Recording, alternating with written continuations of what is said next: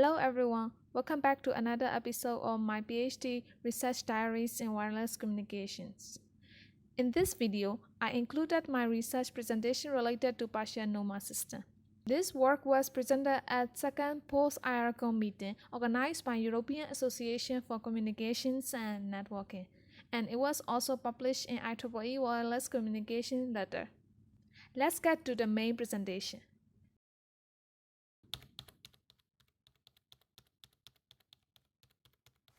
Over the past year, conventional millimeter wave NOMA has been gaining a lot of attention because it can provide a highly directional beam toward different groups of users. Intergroup interference between the group can be cancelled by beamforming techniques, while the intra-group interference within the group can be cancelled by NOMA scheme using successive interference cancellation.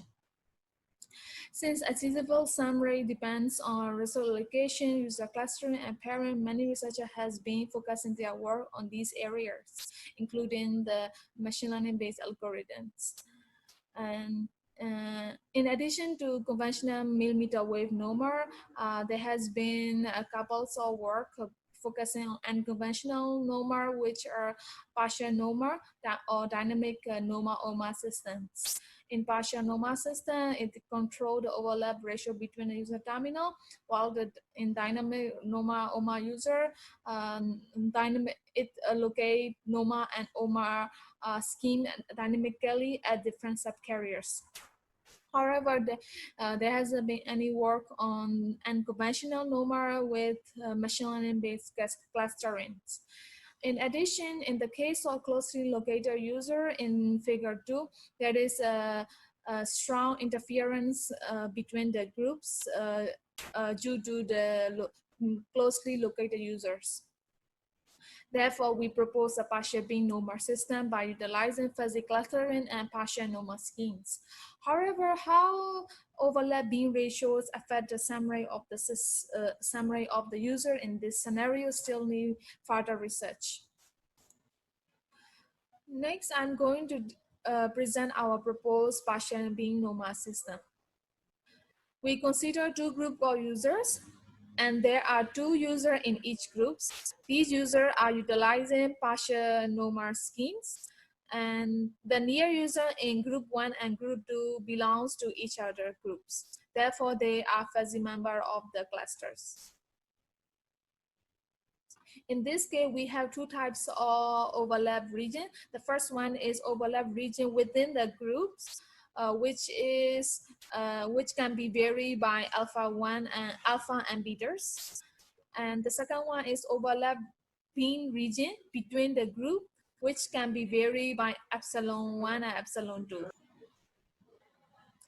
Now, overlap beam regions are defined as R1, R3, and R2. Similarly, in group 2, also there is R1, R2, and R3. In addition, in each group, there are two regions, R1 and R3, which are non-overlap region, which utilize OMA scheme, while R2 and R4 are overlap region, which utilize NOMA schemes. Similarly, we can see the same pattern in group 2.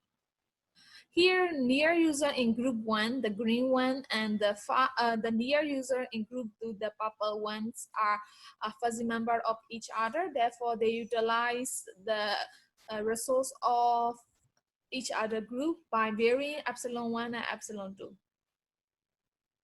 Based on the proposed signal model, we derive the signal to interference plus noise ratio. This is a non-overlap beam users. Signal to interference ratio. In R1 and R3, there is no overlap user, therefore it utilizes only OMA scheme, while R2 user utilize NOMA scheme. There are two types of interference in SINR. The first one, intergroup interference, which is caused by the beamforming, while the intergroup interference caused by the NOMA schemes based on the SIC performance. Next, I will explain the signal to interference plus noise ratio of the overlap beam users, which is the region R41, and in group 2, it is the R42. Let's see the SINR of the overlap beam users, which of the group 1, which is R41 and R42. In R41, NOMA scheme is applying, therefore there is interference from the NOMA, and there is also group interference from the other groups. In addition, the near user of the group 1 utilize the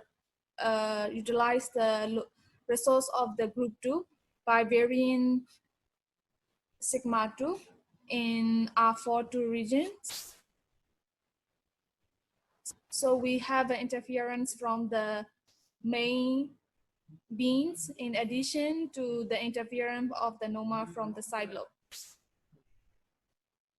Similar SINR can be also seen in the near user of the group 2. Here, the near user utilize the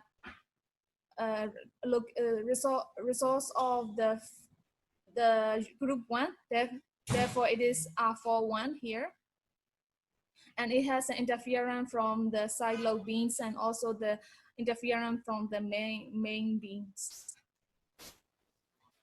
Based on the overlap ratio, we can obtain the bandwidth of the far user and near user. Here, the far user has the bandwidth of the OMER in addition to the bandwidth of the NOMER. And as for the near user, it has OMER bandwidth, NOMA bandwidth, and also overlap beam bandwidth here. Next, I'm going to present our proposed user clustering and pairing algorithms. Since the proposed system is based on the fuzzy members, we utilize a fuzzy seaming clustering. There are three main steps in the clustering method. The first one is the updating the cluster head, and then similarity calculation, and updating the membership. Firstly, we generate the fuzzy membership metric randomly. Then based on the fuzzy membership metric and the average channel metric, we updated the cluster head. And then similarity measure based on the channel correlation is calculated by following normalized channel correlation metric. Since the objective function is minimizing the dissimilarity metric, we can obtain the dissimilarity metric from the channel correlation like this here. And based on the dissimilarity metric, we can update the membership using a formula equation 11.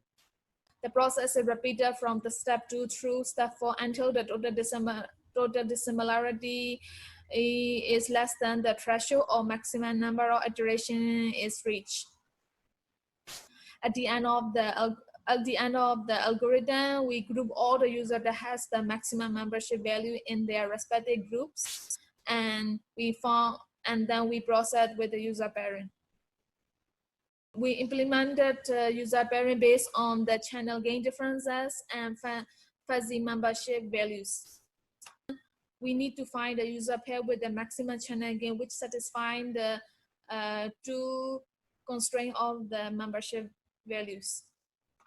Since the fuzzy near user terminal in the group, any group G utilize the beam of another group G prime, they should have high correlation to that group as well. Therefore, the fuzzy membership value should be greater than 0.4. And the second, the far user in group G should have higher correlation to group G. Therefore, the membership of the other group is constrained by this value. The proposed user pairing algorithm is shown here. We first initialize by collecting the membership values of all the cluster users, and then we calculate the channel gain differences based on the average channel gain, average frequency channel gain. We let the initial maximum channel gain difference as 0. When the channel gain difference is greater than 0, which means the I channel is the near user, and then we check the membership constraint. If all these conditions are true and the current channel gain difference is greater than previous maximum channel gain, we store the current channel difference as the maximum gain, and then we update the users. And this process is repeated until the current channel gain differences is less than the maximum channel gain differences.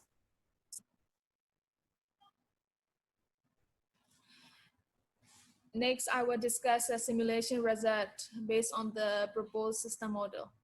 The base station equipped with uniform linear array with size 60, and for each user in each group has a number of subcarrier 512 with spacing 15 kilohertz.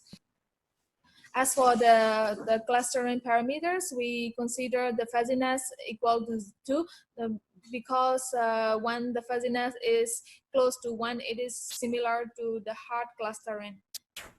And the user are distributed using Poisson cluster process model. We utilize hybrid beamforming where block diagonalization is utilized as analog and eigen beamforming is as digital beamforming. After the clustering and pairing, we obtain the membership values here. And the first row is of the membership metric of the first group has the higher membership value in the first row, and as for the second metric, as for the second group, that is the membership value is higher in the second row. And the first column is for near user and the second is for high user, and is satisfying all the conditions. From the simulation, we see that there is a highest sum rate at epsilon 2 equal to 0.3, since epsilon 2 is the near user overlap ratio of group 1 by utilizing the resource of the group 2. Similar pattern can be found in group 2 with epsilon 1 with the highest sum rate at epsilon 1 equal to 0.3. And then the highest sum rate of the system is obtained at epsilon 1 and epsilon 2, both at 0.3. Next, we investigate the effect of epsilon, the overlap being ratio on the sum rate. We let the other overlap ratio within the group fix at 0.7, and we change the near user overlap ratio and overlap being ratio.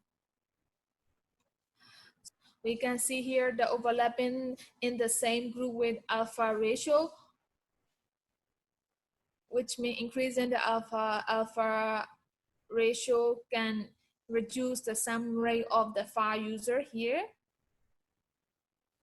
On the other hand, decreasing the alpha ratio and increasing the overlap being ratio can increase phi user sum rate. The same trend can be seen here in group 2 as well. And at the end, the total sum rate of the system has increased. Therefore, in conclusion, in this study, we propose a partial PB-NOMA system in closely distributed user. And then we propose also fuzzy clustering with channel correlation similarity metric and user pairing based on the fuzzy membership and channel gain differences. And the proposed system can increase the sum rate of the near user without sacrificing the sum rate of the phi user in the same group and improve the total sum rate. Therefore, this system is useful in the scenario where your base station wants to serve more phi user with high demands, and when the transmission is needed for those users in the case of poor channel condition. This work can be further extended for more than two groups with multiple users, and also issue related to power allocation beamforming optimization by considering the user fairness, channel impairment such as mutual coupling can be also further studied. In addition, such algorithm for optimal overlapping ratio can be also further investigated. I hope you enjoyed the presentation and get some takeaway points. If you have any question about the topic, you can leave a comment down below. And for more information, you can also contact me by email.